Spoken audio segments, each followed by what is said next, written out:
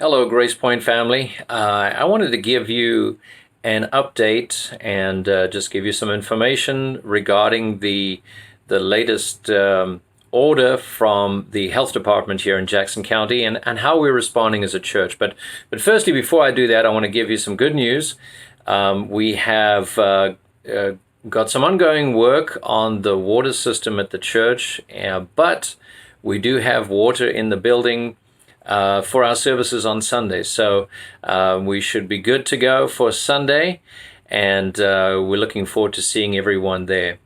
But the main reason for this video, and I'm sure you've all heard about and experienced the requirements of us all to wear masks in public places as a result of the COVID-19 pandemic. But this is in accordance with the ninth amended order from our Jackson County Health Director. And there's a lot of debate regarding the use of masks and whether they are effective, but then even on the other side, the infringing of our individual rights and our freedoms. But there's something more troubling that has come to my attention. And it is a simple fact that we are so easily divided over this issue and so quick to take a side and aggressively argue our point. I've wrestled with this, and I've spent a few days just really wrestling with this and trying to compile my thoughts for this video. I've had people calling me from both sides, passionately asking me to enforce wearing masks, and others passionately encouraging me not to enforce masks. And so I enlisted the help and prayers of our MLT, and we've been praying about our response as a church and how do we respond and what do we enforce? What do we do for our Sunday morning times together? But firstly, let me read to you and show you the bottom line from the health department order. And this poster, which you're going to see on the video, this is what it reads, and this is what we're going to put up in the building. It's the ninth amended order: face coverings to be required in indoor public spaces.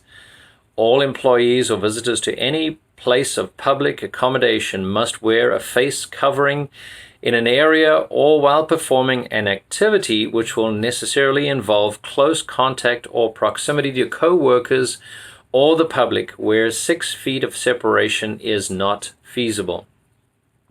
And then in section 2 of the order, it reads this: masks are not required when individuals are driving alone or with others they live with, when individuals are exercising alone or with others they live with, or when individuals can absolutely guarantee that they will be able to maintain at least 6 feet of social distancing from others.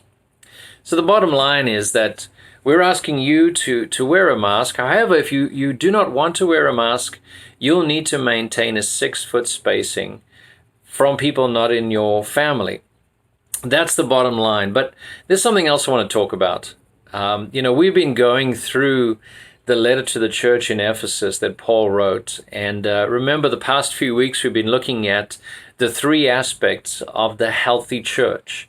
And one of the defining issues of the healthy church is unity. This mask issue is creating division and disunity, and that troubles me more than anything else.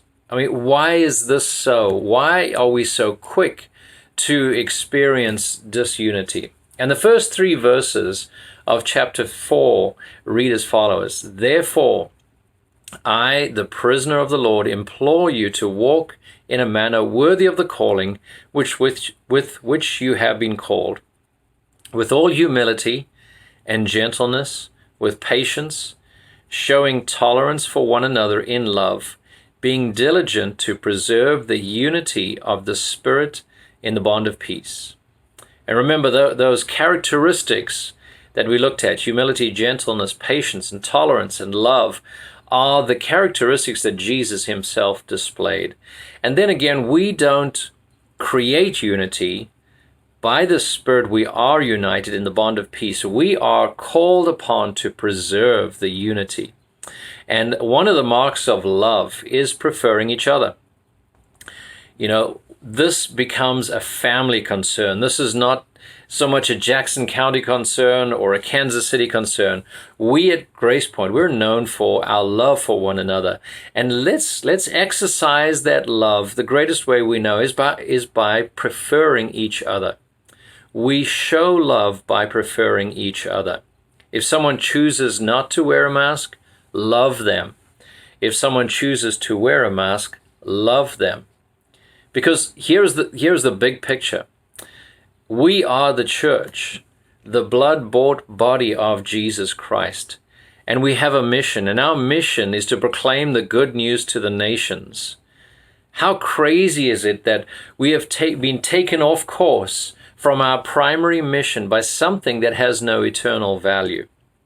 I'm not saying it's not serious. I'm saying there's something more serious, and that is the mission and the purpose of the church.